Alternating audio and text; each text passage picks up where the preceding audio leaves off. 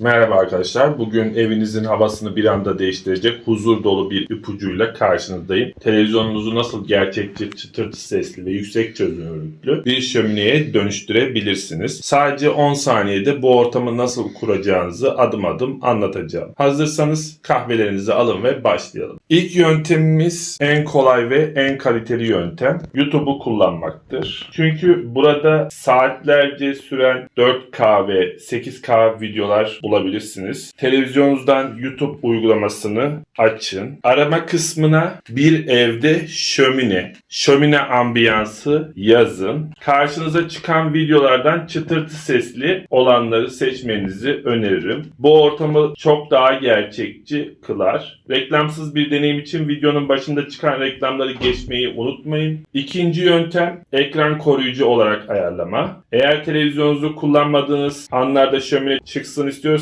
Android TV kullanıyorsanız Google Play Store'dan şömine uygulamalarını indirebilirsiniz. Televizyonumuzun uygulamalar kısmında Google Play Store uygulama ve oyun arayın kısmına şömine yazıyoruz. Ve uygulamaları indiriyoruz. Ücretsiz olan bir uygulama Fire Plus TV. Bu uygulamalar sayesinde televizyonunuz bekleme moduna geçtiğinde otomatik olarak şömine yanmaya başlar. Aç dedim. Üçüncü yöntem ise Netflix kullanıcıları için. Pek bilinmiyor ama Netflix'te de harika şömine seçenekleri var. Netflix arama kısmına sadece şömine yazın. Burada bir evde şömine, odun ateşi gibi farklı odun türlerine göre çekilmiş profesyonel yapımlar bulacaksınız. Görüntü kalitesi oldukça yüksektir. Şömine görüntüsünün daha etkileyici durması için birkaç tüyo, ışıkları kısın. Odanın ışığını ne kadar azaltırsanız TV ekranındaki ateş o kadar gerçekçi parlayacaktır. Şömine çıtırtısının sesini çok açmayın. Arka planda hafif bir doğal ses olarak kalması daha huzurlu bir hava verir. TV ayarlarınızın görüntüsü modunu, sinema veya sıcak renk paletini alırsanız ateşin turuncu rengi daha doğal görünecektir. İşte bu kadar. Evinizde şömine olmasa bile televizyonunuzda o sıcaklığı yakalayabilirsiniz. Sizin favori şömine videonuz hangisi? Yorumlarda linkini veya ismini paylaşın. Biz de bakalım. Videoyu beğendiyseniz beğen butonuna basmayı ve kanalıma abone olmayı unutmayın. Sıcak ve huzurlu akşamlar dilerim. Hoşça kalın.